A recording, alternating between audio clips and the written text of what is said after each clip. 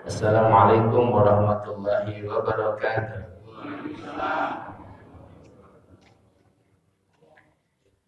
Alhamdulillah. Alhamdulillahi wa kafa wassalatu wassalamu ala nabiyil mustafa wa ala alihi wa ashabihi ahli sidqi wal wafa. Nahmaduhu subhanahu ala jazili in'amihi haqqa hamdihi wa nashkuruhu subhanahu ala jazili in'amihi haqqa syukrihi. Subhanaka la ilma lana illa ma 'allamtana innaka antal alimul hakim. Allahumma anfa'na bima 'allamtana wa 'allimna ma yanfa'una wa barik lana fima 'allamtana wa zidna ilman. Allahumma la sahla illa ma ja'altahu sahla wa anta taj'alul hazna idza syi'ta sahla. Amma ba'd, hadirin jamaah Masjid Al-Barakah rahimani wa rahimakumullah. Alhamdulillah, hanyalah rasa syukur yang kita ucapkan atas limpahan nikmat yang Allah berikan kepada kita. Kita sudah berada di penghujung bulan Sya'ban. Hanya tinggal menghitung hari untuk berjumpa dengan bulan Ramadan. Dan berjumpa dengan bulan Ramadan adalah kenikmatan tersendiri. Masuk kepada bulan Ramadan adalah keistimewaan karunia yang sangat besar Allah berikan kepada hambanya, dan itu tidak semua hambanya yang bisa mendapatkan kesempatan untuk bisa masuk kepada bulan Ramadan. Illa man yasha'u min ibadihi, kecuali hamba-hamba yang dikehendaki oleh Allah Subhanahu wa taala. Kita berharap dan terus akan berdoa kepada Allah agar kita termasuk di antara hamba pilihan tersebut, masuk kepada bulan Ramadan, menyelesaikan ibadah di bulan Ramadan, dan sukses ibadah di bulan Ramadan. Amin ya rabbal alamin. Alhamdulillah, di subuh yang barakah ini kita memohon kepada Allah agar mendapat bagian dari doanya Nabi sallallahu alaihi wasallam. Allahumma barik li ummati fi bukuriha. Ya Allah, berkahilah umatku di waktu pagi hari. Insyaallah melimpah barakah di waktu subuh yang barakah ini. Ya, kita dapat santapan rohani dan nanti ada santapan Masya Allah, Mas Jasmani yang heboh yang sebelah kanan. Bab santapan jasmani khusus bab mama. Baik, hadirin yang dirahmati oleh Allah, adalah para sahabat, orang-orang yang bersih hatinya, senantiasa berharap kepada Allah Jalla wa'ala untuk bisa bertemu dengan bulan Ramadan. Mereka itu jauh-jauh dari bulan Ramadan, sittata asyhur qabla Ramadan, sebagaimana disebutkan dalam kitab Lataiful Ma'arif. Sittata asyhur qabla Ramadan, 6 bulan sebelum bulan Ramadan sudah meminta-minta kepada Allah, sudah berharap-harap kepada Allah agar dimasukkan kepada bulan Ramadan. Coba tebak bulan apa 6 bulan sebelum bulan Ramadan? Kalau subuh-subuh masih bisa connect atau sudah mati? 6 bulan sebelum 6 bulan Ramadan, kira-kira bulan apa? Ini Ramadan. Sebelumnya Sya'ban, Rajab, Jumadil Akhir, Jumadil Awal, Rabiul Akhir, Rabiul Awal. Berarti bulan Rabiul Awal. Di bulan Rabiul Awal kanu yad'una Allah ayyuballighahum Ramadan. Mereka senantiasa memohon kepada Allah agar mereka bisa bertemu kembali dengan bulan Ramadan. Ini ahwalus sahabah. Ini keadaan para sahabat, orang-orang yang mereka itu bersih hatinya, mereka itu orang-orang yang merasakan betapa dahsyatnya energi Ramadan, betapa dahsyatnya keutamaan Ramadan, betapa istimewanya Ramadan. Jadi Ramadan buat orang-orang yang bersih hatinya itu bukan beban. Sebagian di antara kita pas masuk Ramadan ucapannya apa? Alah, Ramadan deh. Aduh, lumayan ya. Masuk bulan Ramadan hari pertama sudah lunglai ka'annahu sakaratil maut. Seperti sedang sakaratul maut hadirin hari pertama. Bahkan ada yang tidak tahu bahwa hari itu sudah masuk Ramadan kecuali karena dibangunkan oleh anaknya, Pak sahur, sahur naon? Sahur naon? Ramadan. Ada keadaan seperti itu. Sekalipun sekarang ibu-ibu pada siap-siap, alhamdulillah jauh-jauh hari sebelum Ramadan sudah siap, sudah prepare. Kenapa? Karena iklan di TV memang sudah nampak. Penampakan Ramadan di negeri kita sudah kelihatan dalailnya gitu ya, adillah-adillahnya alias indikatornya sudah kelihatan. Iklan sirup marjan sudah mulai keluar, iklan sarung gajah berdiri sudah mulai ada kan? Iklan apa lagi? Kombuan sudah mulai, iklan ranginan yang belum ada boleh nanti disiapkan ya. Maka orang-orang tahu bahwa itu sudah mau masuk bulan Ramadan. Maka apa yang menarik buat kita hadirin dari bulan Ramadan? Apakah Ramadan masih menarik buat kita? Ataukah Ramadan itu biasa we. Kalau kita masih menganggap Ramadan biasa, kita perlu merasa bersedih dan khawatir dengan keadaan hati kita. Mungkin hati kita terlalu banyak noda sehingga menganggap hadiah istimewa itu sesuatu yang biasa. Kira-kira bagaimana perasaan kita wahai para suami ketika memberikan surprise kepada istri kita, hadiah yang sangat mahal dan berharga, hadiah yang mungkin kita anggap itu sangat berat kita siapkan buat istri, tapi tiba-tiba si istri teh biasa kita. Oh Pak, yang mana tuh? Soalnya simpen di dia. Kira-kira gimana perasaan kita? Kecewa. Ini berarti istri kurang apanya? Kurang banyak. Nah, aku jadi kurang banyak ya jadi kurang pembanding maksudnya gitu. Itulah hadirin, Allah kasih hadiah istimewa, kado yang sangat istimewa buat kita di bulan Ramadan ini. Sehingga kalau kita lam nash'ur bis-surur, kalau kita tidak merasa senang dan bahagia, ya berarti ada masalah di dalam hati kita. Apalagi kalau merasa ini beban.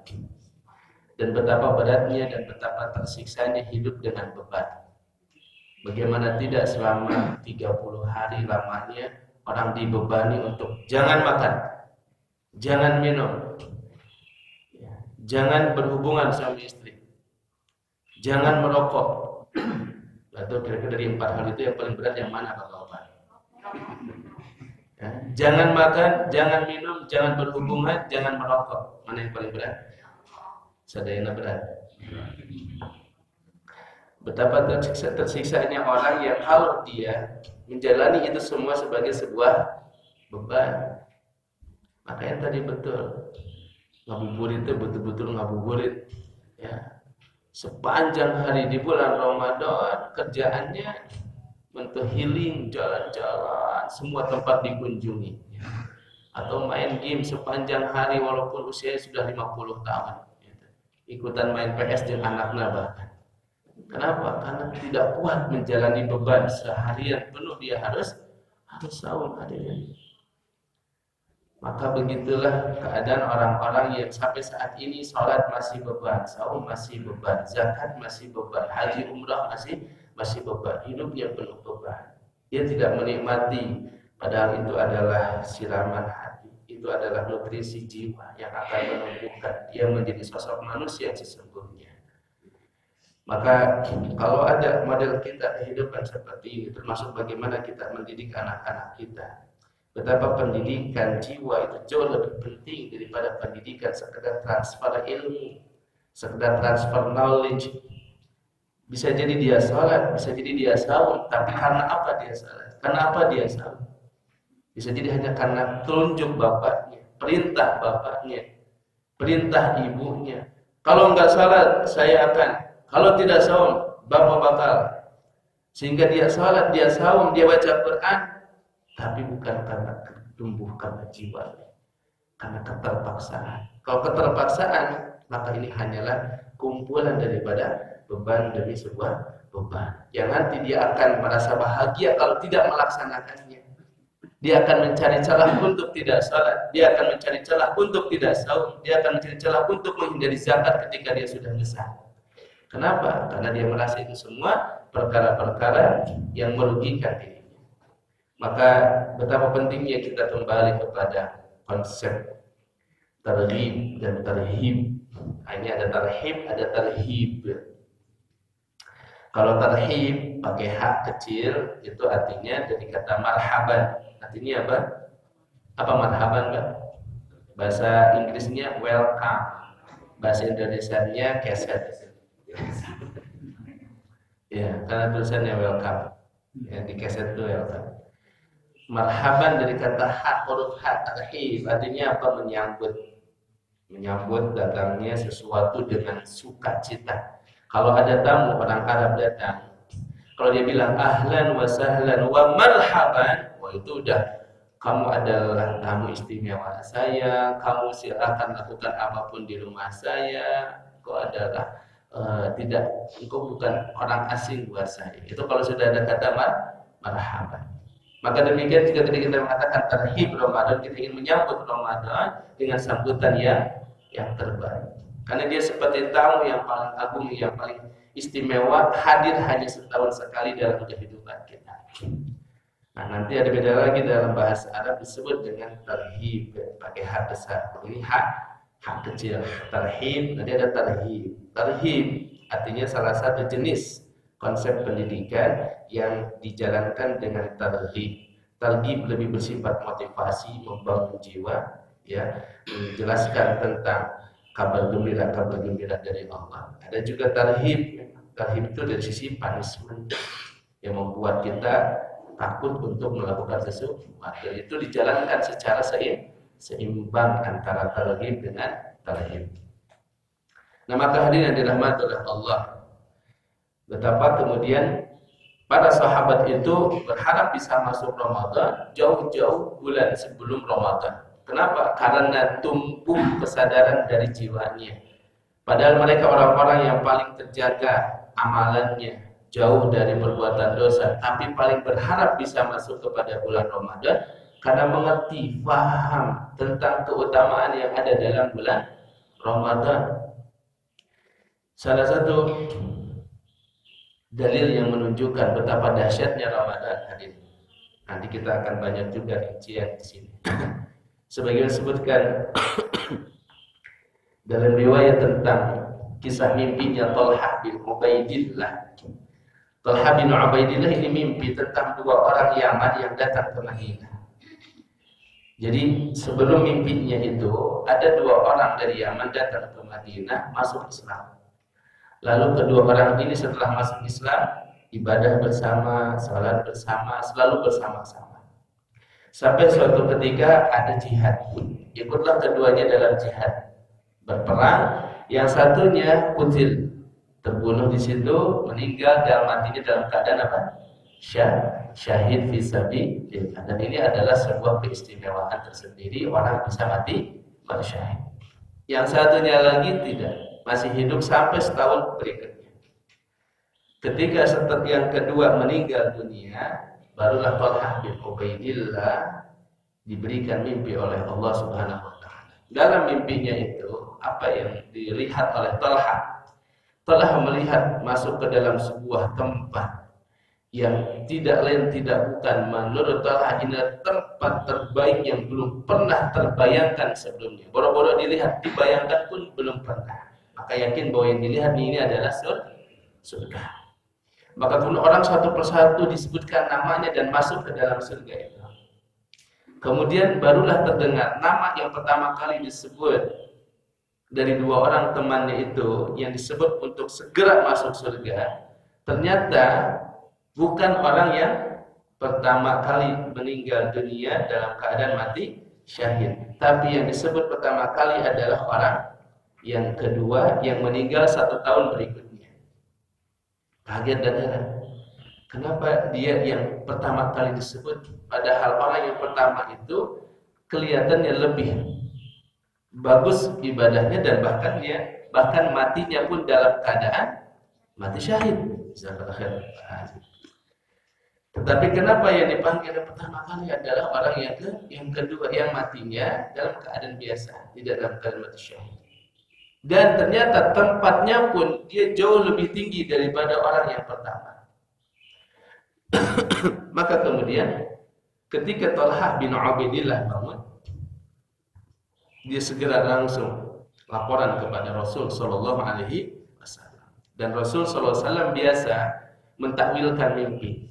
Termasuk ketika subuh seperti ini, Nabi ngumpul dengan para sahabat, dan Nabi bertanya, kalian mimpi gak malam? Ada mimpi gak? Mimpi apa kalian? Saya coba takwilkan mimpi kalian. Begitu kebiasaan Nabi sallallahu alaihi wasallam. Nah, Thalhah menyampaikan mimpinya itu, menunjukkan keheranannya Thalhah. Kenapa ya Rasul kok bisa yang kedua itu dipanggil lebih dulu masuk surga, lalu yang kedua di belakang? Lalu kata Nabi SAW, lima ta'jab ya Thalhah.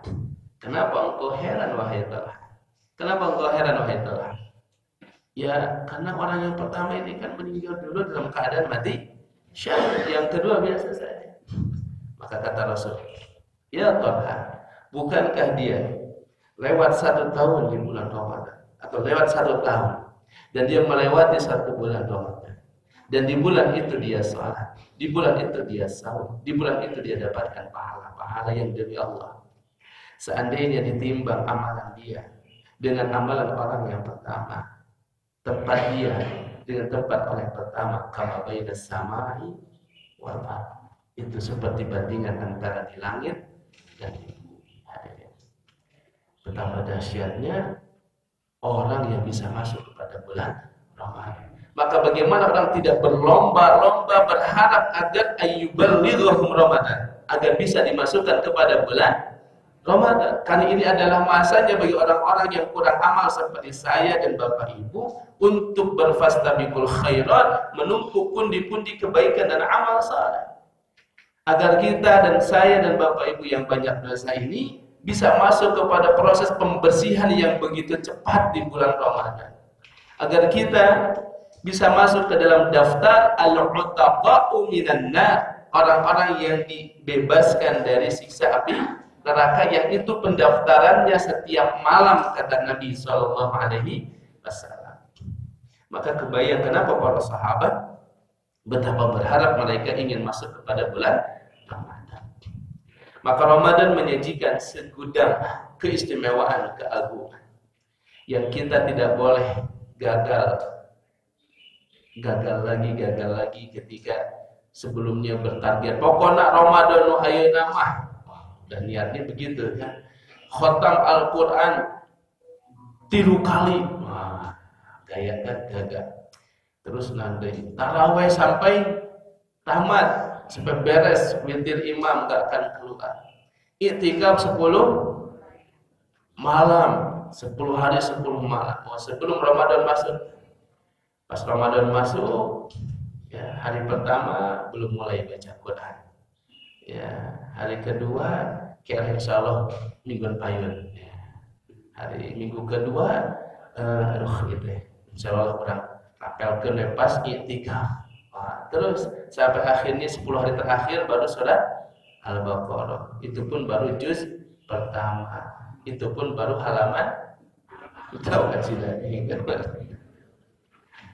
Hadirin Allah, itu kan fenomena begitu itu kan yang terjadi di bukan yang ada di sekolah di sini, masya Allah. Oh, yang di sini mah berapa juz? Justru itu gitu ya. Jadi begitu fenomena hadirin. Jadi sesungguhnya kita ini pemain-pemain profesional karena kita sudah berpuluh-puluh kali ikut perlombaan di bulan Ramadan. Harusnya. Tetapi khawatirlah dengan satu hadis Nabi, satu doa Jibril. Kita sering dengar ini, tapi ini sebagai pengingat buat kita. Betapa mengerikan orang yang tidak dapat kesuksesan di bulan Ramadan. Yaitu adalah ketika Jibril alaihissalam datang kepada Nabi SAW. Tiba-tiba Rasul membaca amin, amin, amin. 3 kali Nabi mengucapkan amin. Sahabat bertanya, ya Rasulullah, alama amanta, apa yang kau aminkan? Kata Rasul, adani Jibril. Tadi itu datang Jibril dan meminta kepadaku, Muhammad, aminkan doaku ini. Doa apa Jibril? 1, kata Jibril alaihissalam, rogimaan furujulin, celakalah seseorang adraka walidayhi hayyan, dia mendapati kedua orang tuanya masih hidup atau salah satunya masih hidup, tetapi lam yudkhilahul jannah, tapi dia tidak bisa berbakti kepada orang tua, padahal orang tua itu adalah ausati abwabil jannah, pintu surga yang paling tengah. Dia tidak bisa berbakti sehingga tidak membuat dia bisa masuk ke dalam surga. Artinya ini orang menyia-nyiakan pintu surga yang paling dekat dengan dirinya, yaitu adalah orang tuanya. Kata Jibril, celaka dia ya Rasulullah. Maka kata Rasulullah, amin. Maka ini paten buat saya, buat bapak ibu yang masih punya orang tua, muliakan mereka. Birru aba'akum, tabirru abna'akum. Kalaupun kita memuliakan orang tua, balasannya tabirru abna'akum, anak-anak kita akan berbakti kepada kita. Yang kedua kata Jibril, ragima'an furujulin, celakalah seseorang. Siapa Jibril? Man adraka Ramadan, siapa yang masuk kepada bulan Ramadan, saum di hari-hari Ramadan, thumman salakha, sampai selesai Ramadan, tetapi apa? Walam yughfar lahu, dia tidak dapatkan apa-apa, tidak dapatkan ampunan apa-apa dari Allah Subhanahu wa taala kecuali hanya ju' wal atash. Apa artinya ju' wal atash? Hanya lapar dan celaka dia ya Muhammad. Apa kata Rasul? Amin. Maka orang yang masuk Ramadan lalu tidak sukses di bulan Ramadan, itu bukan hanya sekedar tidak dapat pahala. Contoh kalau tadi kita datang sholat subuh, lalu ada sholat sunnah 2 rakaat sebelum subuh. Ini logika. Orang yang tidak dapat sholat sunnah sebelum subuh, itu kategorinya apa? Tidak apa-apa atau rugi? Orang kan cuma bilang sunnah itu kalau dilakukan dapat pahala, enggak dilakukan tidak apa-apa. Pertanyaannya, orang enggak sholat sunnah sebelum subuh tidak apa-apa atau rugi? Kenapa rugi?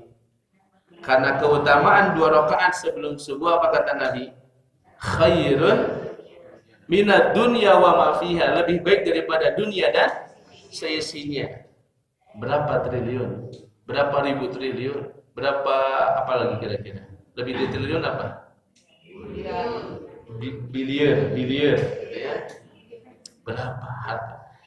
Tadi sholat sunnah sebelum subuh berapa menit, Pak?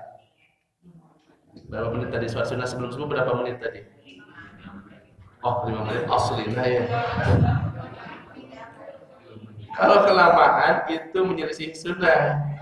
Karena Nabi menyunahkan sholat sunnah sebelum subuh itu, rakaat pertama Al-Fatihah dan Al-Kafirun, rakaat kedua Al-Fatihah dan Al-Ikhlas.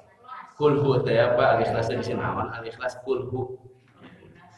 Maka berarti nggak usah lama-lama, ini sunnah Nabi. Jadi jangan terlalu soleh sampai rakaat pertama Al-Baqarah. Gitu. Jadi dari jam berapa itu sholat sunnah? Pertama itu adalah menyelisih sunnah, yang kedua karena nggak akan hafal kita. Gitu ya. Intinya masih nuka dua nuka hafal aja sebenarnya. Jadi jangan sampai kelamaan. Saya Al-Kafirun Ustaz baca, nah pertama eta tukar terus la amudu wala ana wala antum wala ana wala antum wala haula wala akhirnya gitu. Nah kecuali kalau nggak hafal-hafal ganti. Tapi prinsipnya sholat sunnah qabla subuh itu Sebentar. 4 menit, 3 menit, bahkan 2 menit pun masih dapat. Tadi saya 2 menit dapat. Perhatikan berapa harga per detiknya hadirin. Harga per detik kalau 2 rakaat subuh yang 2 menit itu dihargai oleh Nabi SAW, oleh Allah Jalla wa'ala, khair minad dunya wa ma fiha. Harganya lebih mahal daripada dunia dan seisinya itu. Allah, berapa per detiknya itu. Dan Allah maha kaya untuk memberikan kepada kita semua itu. Maka kalau orang tidak sempat melaksanakan sholat sunnah sebelum subuh, dia itu nggak apa-apa atau rugi? Ruginya banget atau rugi saja? Rugi banget atau luar biasa rugi? Halo? Nah, kalau rugi aja masih mending, katakan masih mending. Tapi kalau orang gagal di bulan Ramadan bukan hanya rugi hadirin, tapi kategorinya adalah raghima anfun ay halaka, yaitu adalah celaka.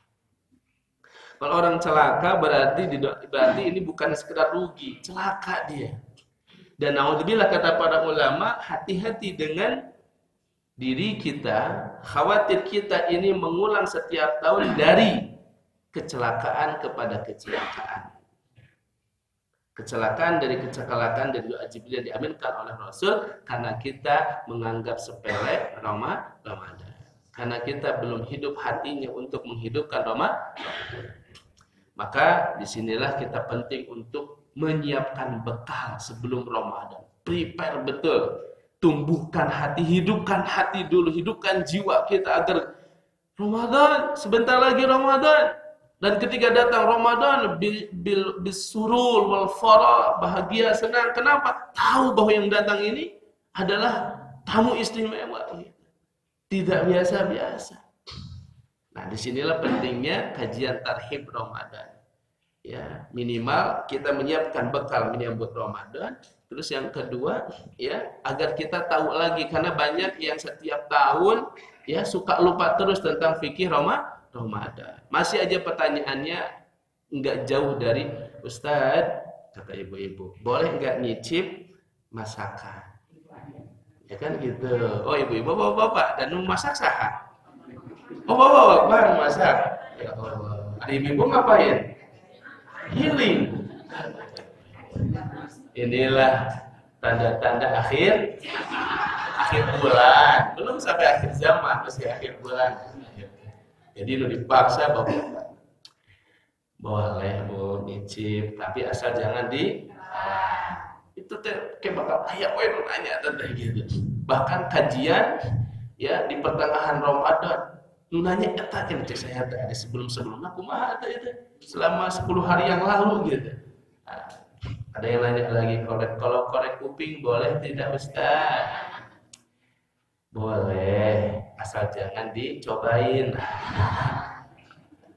Biasa dicoba.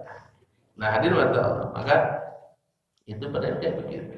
Bapak-bapak nanya begini, Ustaz boleh gak cium istri? Boleh gak Pak? Boleh. Asal jangan istri tetangga. Itu haram. Nah, itu fikih itu mungkin karena setahun sekali jadi suka lupa lagi, hilaf deh, lupa lagi, hilaf deh. Nah, makanya penting kita persiapan. Nah, kalau kita sudah mengerti betapa dahsyatnya Ramadan, maka angkat tangan doa kepada Allah Jalla wa'ala. Karena disitulah Nabi SAW menyampaikan, wahai orang-orang yang berharap kebaikan, orang-orang yang berharap jalan keluar, orang-orang yang mencari solusi, ya baghiyal khair, yang lagi banyak masalah berharap solusi dalam masalahnya, yang sekian lama sakit dan berharap kesembuhan dari sakitnya, ya baghiyal khair aqbil, sambutlah ini momen, this is prime time, inilah waktu yang paling berharga buat kita semua yang mengharapkan itu. Habis sampaikan itu hadirin dalam hadisnya ada, aqbil, sambutlah, terimalah ini aku siapkan buat kalian. Maka doalah kepada Allah. Kalau waktunya masih ada, kita pakai doa yang pertama di sini. Kita masuk kepada doa. Doa menyambut Ramadan disebutkan dalam kitab Lataiful Ma'arif. Ini adalah kebiasaan sebagian para sahabat atau para ulama membaca doa ini. Allahumma sallimni ila Ramadan wa sallim li Ramadan wa tasallamhu minni mutaqabbal. Ini doa menyambut atau doa supaya sampai kepada bulan Ramadan. Insyaallah dibaca 3 kali di luar kepala ya. Kita baca ya. Ikuti. Allahumma sallimni ila Ramadan wa sallim li Ramadan wa tasallamhu minni mutaqabbala. Sudah di luar kepala? Sudah. Belum masuk. Sekali lagi coba. Allahumma sallimni ila Ramadan sallim li Ramadan wa tasallamhu minni mutaqabbala.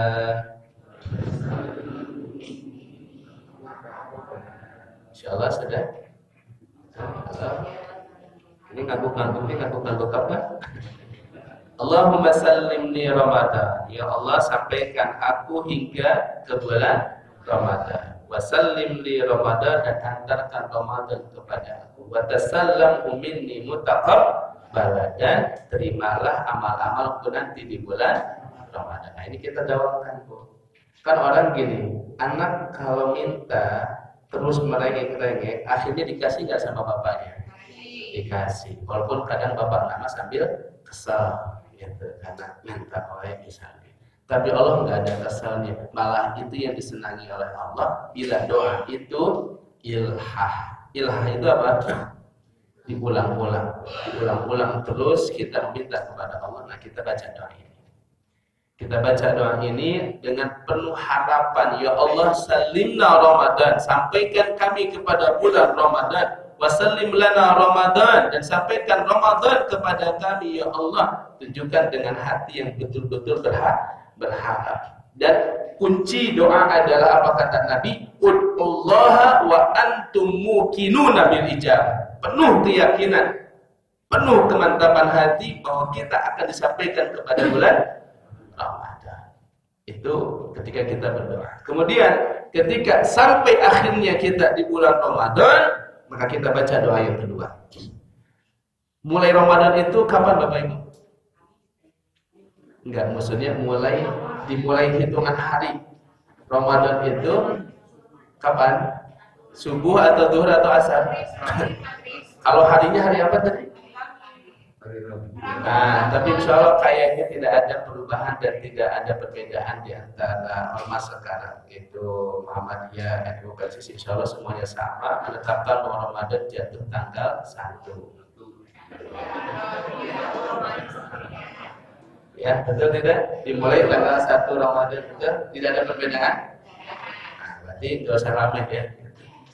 Yang susah nanti kalau beda itu pas malam ganjilnya. Itu mana malam ganjil gitu kan? Sahur iya malam Senin, malam 21. Sahur hiji deui malam Selasa, malam ganjil. Daripada lieur mending anu soleh mah buanana diisi, anu hatinya. Cek anu ieu mah daripada bingung beli ulah duanana. Itu yang masalah. Nah, hadirin mata Allah, maka pertama kali Ramadan, hari pertama Ramadan itu dimulai dengan azan apa? Asar atau duhur? Maghrib.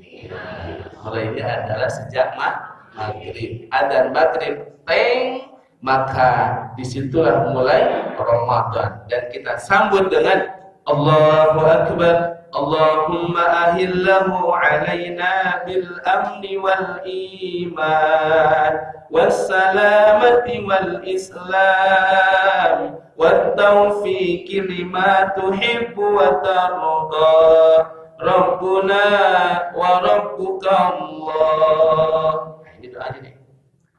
Ya, hafal? Yang penting jangan sampai hilang kertasnya. Kayak pas ada, ayo baru dah baca ya. Allah. Baca ya kayak gitu.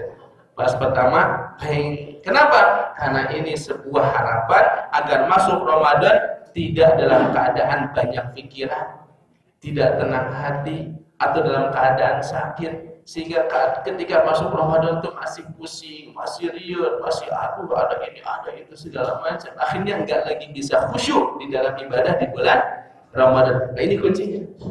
Kan apa artinya? Ya Allah, masukkan kami kepada Ramadan bil amni, dengan penuh keamanan. Tidak pusing dengan banyak pikiran, apalagi banyak banyak tagihan. Ini yang paling menguras pikiran gitu. Nah, maka sebelum Ramadan mudah-mudahan lunas semuanya, amin. Semua hutang-hutangnya lunas, amin ya rabbal alamin. Ya, jadi minta kepada Allah nih bil amni wal iman, dengan penuh keamanan dan penuh keimanan. Dan ini pentingnya keimanan. Apa yang membuat seorang tua usianya sudah 70 lebih tapi sanggup kuat sholat tarawih dari hari pertama sampai hari terakhir, nggak pernah batuk? Nah, batuk yang dibatuk-batukin kan ada ketika imamnya rada panjang sekedik, apalagi impor yang imamnya Al-Fatihah nawaiki digaya-gayakeun cenah gitu kan. Langsung gerutus, baru aja takbir sudah hatinya itu bergemuruh begitu. Tapi dia kakek-kakek ini usia 70 tahun sanggup berdiri setiap hari, setiap malam bersama jamaah-jamaah yang lainnya. Apa yang membuat dia bergerak seperti itu kalau bukan iman di dalam hatinya? Apa yang membuat dia bisa menyempurnakan i'tikaf di 10 malam terakhir? Juga sama, ikut lagi qiyamul lail misalnya, dan itu cukup lama tapi dia kuat. Kalaupun dia harus duduk, dia bawa kursi. Kalaupun jaraknya jauh ke masjid, dia tetap datang ke masjid. Apa yang menggerakkan itu kalau bukan iman? Apa yang membuatnya mau membaca Al-Quran kalau bukan iman? Maka kita minta iman kepada Allah. Karena banyak kita sehat, masih segar, masih muda, tapi tarawih cari yang paling ekspres. Manawi ayat itu ya, masjid kan 23 rakaat tapi 7 menit misalnya. Kan dicari itu lagi viral. Saya kejar ini yang paling asik yang kayak begini nih gitu. Ya saking cepatnya Allah Akbar, sami Allah Akbar gitu. Saking apanya? Hadirin naudzubillah. Jadi ini tuh apa? Tarawih buat kita tuh apa? Bukankah kita dapat kado dari Nabi, dapat bisyarah kabar dari man qoma ramadhana imanan wa ihtisaban ghufira lahu ma taqaddama min dhanbi. Bukankah tarawih itu akan menjadi sebab penggugur dosa-dosa kita? Apa enggak mau kita itu? Bukankah kalau kita ikut salat sampai selesai imam insharaf, imam keluar, bukankah dicatat salat sepanjang malam? Sedangkan kita nggak akan kuat untuk sholat sepanjang malam. Kenapa nggak sempurnakan sampai akhir bersama imam? Ini kadang baru pertengahan tarawih udah cabut duluan. Nah, apa yang membuat kita bisa bertahan itu? Itu adalah apa? Iman. Demikian juga tadi, ketika saumnya pun seperti nggak saum lah pas adzan deui. Kenapa? Karena dinikmati perjalanan saumnya juga. Apa yang membuat itu semua? Iman. Ini harus ditumbuhkan dalam diri kita dan kita minta sama Allah. Makanya ketika minta ini baca juga artinya supaya apa? Mantap hati kita saat membaca doa tersebut. Wassalamati wal islam wa taufiqi lima tuhibbu wa tarda rabbuna wa rabbuka. Insyaallah di luar kepala ini semua ya doanya. Insyaallah. Kita kemudian masuk, apa yang membuat seseorang menjadi tertarik dengan Ramadan? Karena ada keutamaan di dalamnya. Apa keutamaan Ramadan? Dan ini bagian daripada ilmu yang harus kita pelajari di samping ilmu tentang fikih Ramadan, belajar lagi tentang hikmah bulan Ramadan, belajar lagi tentang adab Ramadan. Tapi kita hanya ambil bagiannya adalah keutamaan Ramadan. Sebagian insyaallah sudah pada tahu hadis-hadis itu. Kita masuk yang pertama. Kata Nabi SAW, Ramadan adalah bulan penuh barakah. Apa kata Nabi? Atakum Ramadan syahrun mubarak. Bapak Ibu, penting nggak barokah? Salah satu contoh pentingnya barokah, pertama kita menikah, apa doa yang dianjurkan dibaca oleh orang-orang kepada yang menikah? Apakah kita doakan yang banyak anaknya dan bahagia ya? Begitu tidak? Tidak. Dulu ada jahiliyah begitu kalau ada orang menikah, birrifa iwal barin, yang banyak bahagia dan banyak anak ya. Begitu dulu. Nabi ganti. Apa doanya? Keberkahan. Apa doanya Bapak? Wajamaah. Lamun teu apal-apal teuing pas kaundangan mah aduh pokokna nama barokah. Pak, Allahumma barik lana fi ma razaqtana wa qina. Kan sama barokah lah gitu kan. Misi bingung-bingung teh pasti bakal yang pengantinnya jawab apa? Amin. Pasti amin gitu. Dan setelah itu langsung jadi akal-akalan ini ya. Detilak teh nama pokoknya nama barokah. Kenapa barokah? Karena kalau sudah keberkahan, Pak. Ya, ini contoh. Ini bukan iklan tuh. Barokah itu sedikit, Bapak Ibu. Enggak banyak. Tapi kalau dia nempel di sesuatu, merubah sesuatu itu. Contoh ada kapsul atau apa yang bisa dimasukkan ke sini, terus berubah warnanya, terus jadi minuman yang manis dan segar. Apa contohnya? Atau berkisar itu yang manis-manis. Redoxon misalnya. Tapi ini kok jadi iklan gitu ya? Harus ada ininya nanti di pihak Redoxon ya. Masukin itu sedikit Pak, tapi bisa merubah dari minuman biasa menjadi minuman yang manis, segar dan menghilangkan dahaga. Itu barokah. Keluarganya pas-pasan. Pas butuh ada pas-pasan. Pas-pasan ekonomi biasa-biasa. Tapi sepertinya kok kayak lebih bahagia dari orang yang serba ada. Barokah. Kenapa? Sedikit dia rezeki yang dia dapat. Mungkin sebulan dia hanya dapat 1.500.000. Anaknya sudah 3, istrinya 1 atau 40 istri.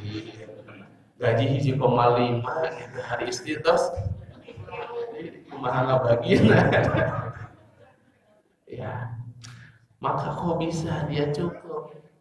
Barokah. Barokah itu nempel di rezekinya. Sehingga rezeki yang sedikit itu cukup, wah aneh. Jadi aneh nanti cukup. Ada orang yang anehnya itu, ada asap banyak, saya teh garu atas, nanti cukup. Makan gua abdi di pasien teh mama teh lebih dinu sanes, ya sampai 10 juta, 20. Nah kurang terus. Khawatirlah kalau tidak barokah. Kan beda air yang biasa kayak gini, seperti yang dikasihkan ke saya sekarang, gitu ya, air bening dengan kalau air warna segar manis. Kalau enggak tahu yang ini berwarna atau tidak? Oh berwarna, nah ini barokah lagi. Nah kalau lebih segar, lebih menghilangkan apa? Dahaga. Waktu barokah. Jadi gini Bapak Ibu, contoh ini pelajaran penting yang saya pelajari bahwa waktu kita, kenapa banyak waktu ini yang harusnya 2 jam, kenapa jadi 10 jam? Yang harus 1 hari, kenapa kelarnya jadi 3 hari? Karena kurang barokah. Kita menghindari keberkahan sesuatu yang membuat hari-hari kita barokah. Contoh, orang bilang, aduh nggak ada waktu buat sholat duha, sibuk banget ya. Padahal gara-gara tidak duha lah waktu kita jadi kepanjangan. Ambil barokahnya di waktu duha, waktu yang panjang itu diperpendek oleh Allah. Urusan yang harusnya 1 hari bisa jadi setengah hari. Urusan yang harusnya 10 jam bisa jadi bahkan cuma sejam. Kalau masukin keberkahan, ini passwordnya adalah barokah. Kalau kita baca Quran, mengawali baca Quran di hari itu, maka waktu kita jadi lebih dipermudah oleh Allah. Nah, itulah yang disebut dengan barokah. Karena kalau kita hidup kita mau barokah, lihat saya bahas kajian khusus tentang bagaimana umur itu barokah. Ternyata umur barokah itu karena kebaikan yang kita lakukan. Jadi kenapa para ulama, jangan nabi yang kita bahas terlalu tinggi. Ulama saja sekelas Imam An-Nawawi, umurnya hanya 42 tahun. Tapi bukankah namanya sampai sekarang kita masih bisa mendengar? Di setiap masjid nama disebut qala al-Imam Nawawi rahimahullah, disebutkan nama imam. Kenapa? Karena kitabnya begitu banyak yang dia buat pada usianya hanya 42 tahun. Apa yang membedakan ia dengan orang-orang lain yang umurnya sampai 60-70 tahun tapi bahkan satu karya pun dia tidak punya? Bisa jadi karena kurang barokah. Ini sebagai evaluasi buat diri kita. Kalau hidup kita mau berguna, bermanfaat, dimudahkan, disingkatkan segala yang sulit, cari keberkahan. Nah, Ramadan mengajarkan kepada kita, kata Nabi, dia bukan hanya satu hari berkahnya, bukan satu pekan berkahnya, tapi syahrul mubarak. Satu bulan itu adalah gudang keberkahan. Nah, maka kita minta sama Allah di bulan Ramadan itu dicurah limpahkan keberkahan. Yang kedua, pahala kita dilipat gandakan sampai lebih dari 1000 bulan. 1000 bulan itu berapa tahun? 83 tahun. Dan itu bisa didapatkan ketika apa? Ketika kita mendapatkan Lailatul Qadar. Maka kita niatkan Bapak Ibu, setiap amalan kita nih, lihat bayangkan, amalan kita itu bisa bernilai lebih dari satu umur hidup kita. 83 tahun itu lebih dari catatan umur umat Nabi Muhammad antara 60 sampai 70 tahun. Yang ketiga apa? Puasa adalah ibadah khusus bagi Allah. Apa artinya ibadah khusus? Yang tadi itu hadiahnya spesial dari Allah. Hadiahnya surprise dari Allah. Kira-kira ibu-ibu kalau hadiah mau hadiah biasa atau surprise dari suami? Surprise itu biasanya apakah sesuatu yang biasa atau luar biasa? Luar biasa. Pernah dapat surprise dari suami? Masya Allah. Hadiahnya apa? Kalau surprise itu sesuatu yang begitu istimewa. Nah, kita mau bilang bahwa Nabi mengatakan, Allah berfirman, kullu amal ibni Adam lahu. Setiap amalannya Bani Adam itu untuknya. Salat itu sudah jelas pahalanya, zakat sudah jelas pahalanya, thalabul ilmi sudah jelas pahalanya, illa siyam, kecuali saum. Saum hadiahnya surprise dari Allah. Kalau surprise dari Allah berarti ini hadiah tidak akan terbayangkan betapa hebatnya hadiah yang akan Allah berikan kepada orang-orang yang saum. Illa siyam fa innahu li. Seolah-olah Allah ingin menyebutkan aku butuh, walaupun Allah ghaniyun, Allah Maha Kaya, dia tidak membutuhkan ibadah hambanya. Tapi Allah mengatakan illa siyam fa innahu li, kecuali saum karena itu adalah untukku wa ana ajzi bihi, dan aku yang akan langsung membalasnya. Jadi kayak seorang pimpinan, kecuali yang kerja ini nih, saya senang banget dengan karyawan ini satu, ya, dia saya gaji langsung, saya kasih langsung rewardnya. Pasti orang-orang akan cemburu, wah reward langsung dari pimpin pas sesuatu yang sangat istimewa. Begitulah ibadah sah. Sudah jam 6 lebih, ini baru berapa ini? Baru 3. Dan sisanya nanti setelah lebaran mati. Bahas Ramadan setelah lebaran. Kita langsung ke yang terakhir aja dulu ya. Membersihkan hati menyambut Ramadan. Sisanya yang keutamaan dibaca. Membersihkan hati menyambut Ramadan. Ini yang paling penting. Karena tadi dikatakan bahwa ibadah ini tidak akan menjadi kenikmatan kalau tidak dengan ibadah hati. Yang harus kita lakukan sekarang, hidupkan hati, Pak. Saya suka bilang, banyak orang pergi ke Baitullah, datang ke rumah Allah tapi tidak ketemu dengan yang punya rumah. Dia nggak ketemu dengan yang punya rumah, nggak ada rasa ketika sudah berada di depan Baitullah. Bahkan enggak merasa sesuatu yang dahsyat ketika berada di depan Baitullah. Biasa-biasa saja. Bahkan naudzubillah sebagian orang masih sempat maksiat di sekitaran Baitullah. Hati model apa? Sehingga orang di depan Baitullah masih sempat dia maksiat. Sambil tahu masih ngintip-ngintip mana nuharera. Oh itu.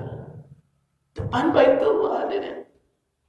Kan betapa itu pelajaran berharga buat kita, ya Allah. Sudah sampai seperti ini ke hatiku ini, ya Allah. Sedangkan di depan Baitullah, di intinya itu saja kita masih belum bisa khusyuk. Di mana lagi tempat supaya kita bisa khusyuk beribadah. Nah begitu pula orang ketika masuk Ramadan, dia masih hanya tentang lapar dan haus. dia masih belum bisa ibadah, dia masih belum bisa baca Quran, dia masih belum bisa untuk bersedekah. Bulan apa lagi? Kapan lagi dia bisa untuk tilawah, untuk qiyamul lail, untuk berdoa kalau bukan di bulan Ramadan? Apa penyebabnya? Belum disiapkan hatinya. Maka ketika kita mau menyambut Ramadan, kita bersih-bersih hati dulu. Bersih-bersih hati pertama adalah dari perbuatan dosa kita kepada Allah, perbanyak istighfar dan taubah. Tapi bukan hanya itu, ada dosa yang lebih berbahaya yang tidak akan Allah ampuni, yaitu adalah dosa yang berkaitan dengan hakul adami, hak sesama manusia. Dosa kita sebagai suami kepada istri, para istri kepada suami, kita orang tua kepada anak, anak kita sebagai anak kepada orang tua. Pastikan bahwa kita sudah mendapatkan maaf mereka. Ya. Itu tidak harus satu hari sebelum Ramadan. Sebelum Ramadan kita menyambut Ramadan, kita ingin bersih hati. Dan salah satu bersih hati adalah dari dosa kita kepada sesama manusia, termasuk dari tetangga-tetangga. Maka pastikan mungkin setelah selesai ini kita bermuasafahah, kita saling bermaaf-maafan, karena bisa jadi ada luka-luka di dalam hati kita yang dibawa kepada bulan Ramadan menjadi noda yang mengotori hati kita. Dan kalau hati kita kotor tadi akan menjadi hijab yang membuat kita tidak semangat dalam beribadah. Makanya kita coba baca doanya ini. Ada doa agar hati kita bersih dan suci. Apa kata Allah, kata Nabi SAW? Kita ikuti, baca. Allahumma ati nafsi taqwaha wa zakkiha anta khairu man zakkaha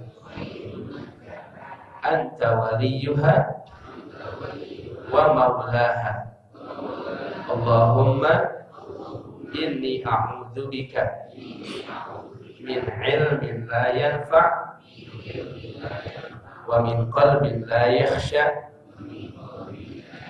wa min nafsin la tashba' wa min da'watin la yustajabu laha. Ini doa penting agar hati kita dibersihkan sama Allah. Dan ini perlu kita lakukan hadirin, karena bahkan saya di sini dimasukkan satu kisah cerita tentang seseorang masuk surga bukan karena bukan karena sholatnya, saumnya, zakat, sedekah, hajinya, bukan, tapi karena hatinya yang bersih.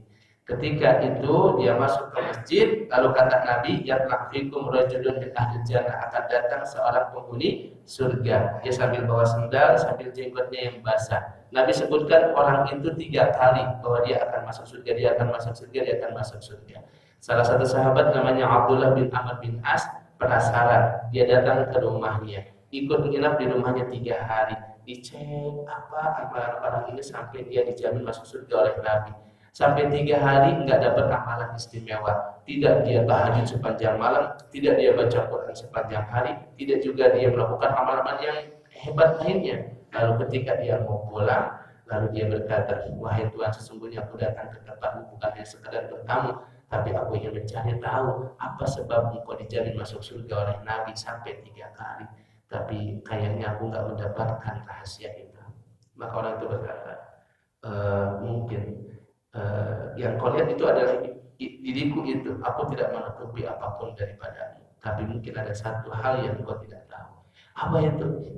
Setiap aku mau tidur, aku memaafkan semua orang yang berbuat salah kepadaku, dan aku tidak menyimpan satu pun rasa dengki kepada saudaraku. Kata Abdullah bin Amr bin As, daka, itu kayaknya rahasianya. Itu rahasia kenapa Nabi sampai menyebutmu sebagai ahli surga. Dan itu berat.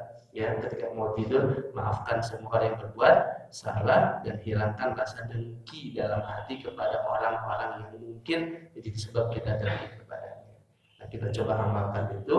Mudah-mudahan amalan kita yang sedikit, kemudian dosa kita yang banyak. Ya, dengan amalan tadi bersihnya hati, Allah akan ampuni dosa-dosa kita dan kita dijamin masuk surga, insya Allah. Amin ya rabbal alamin. Ini pengennya sampai jam 10 ya.